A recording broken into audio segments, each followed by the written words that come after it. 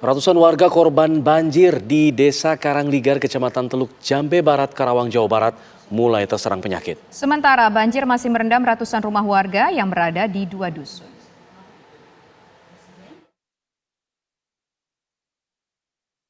Memasuki hari ke-7, ratusan rumah warga di Desa Karangligar, Kecamatan Teluk Jambe Barat, Karawang, Jawa Barat yang berada di Dusun Kampek dan Dusun Pangasinan masih terendam banjir.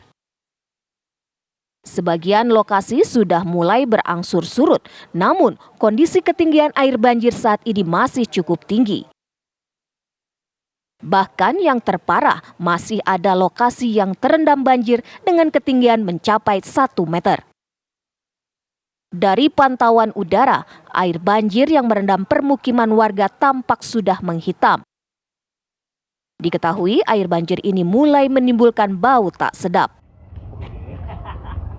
Sementara itu, para petugas melakukan pelayanan pengobatan gratis di posko kesehatan yang berada di halaman Desa Karangligar. Pemeriksaan kesehatan warga korban banjir dilakukan mulai dari tekanan darah hingga kondisi kulit.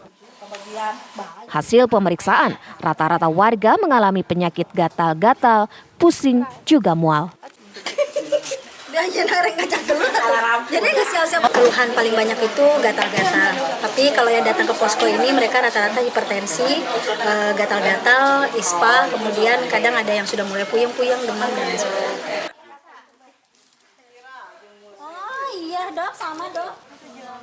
Hingga hari ke-7 banjir yang melanda wilayah Kecamatan Teluk Jambe Barat, warga terdampak banjir yang datang ke posko kesehatan sudah mencapai 130 orang. Tidak hanya bersiaga di kantor desa, petugas kesehatan juga melakukan jemput bola, melakukan pengecekan kesehatan warga terdampak di wilayah yang sudah surut. Dari Karawang, Jawa Barat, Agung Prasetyo, TV One mengabarkan.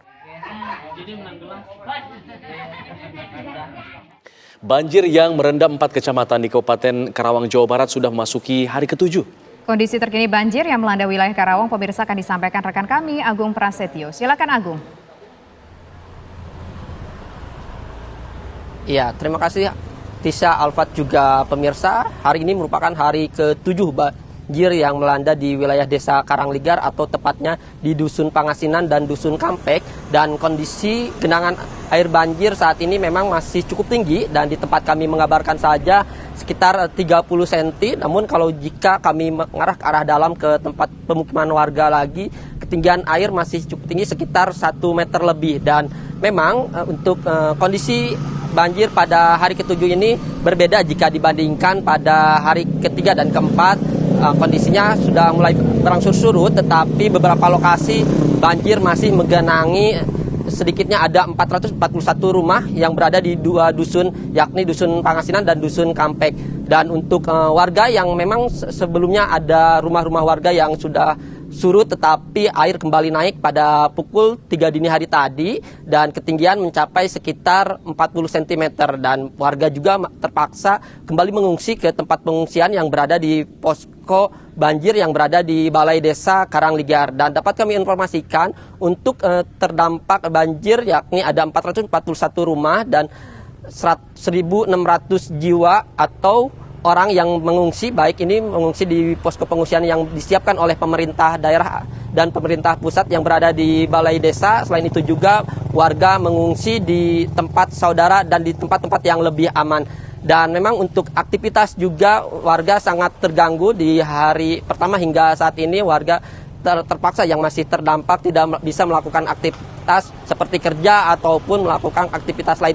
Selain merendam ratusan rumah warga, banjir ini juga merendam sejumlah akses lainnya, yakni salah satunya akses jalan desa. Selain itu juga masjid dan sekolah SMP, di mana 2 hari hingga hari ini juga tadi sekolah diliburkan karena memang kelas-kelas mereka ini masih kebanjiran. Dan dapat kami informasikan untuk fasilitas-fasilitas posko banjir yang berada di Desa Karangligar yang disiapkan oleh pemerintah daerah dan pemerintah pusat, yakni fasilitas kesehatan yang dimana setiap harinya posko kesehatan ini melayani warga yang mengalami keluhan. Dan hingga hari ke-7 ini ada sekitar 130 warga yang tersengat penyakit, yakni mulai dari gatal-gatal, flu ataupun dan lainnya. Dan untuk selain posko pelayanan kesehatan juga disiapkan ada dapur umum yang dari Tagana dan setiap harinya menyiapkan 3 kali memasak dan dibagikan ke para korban banjir.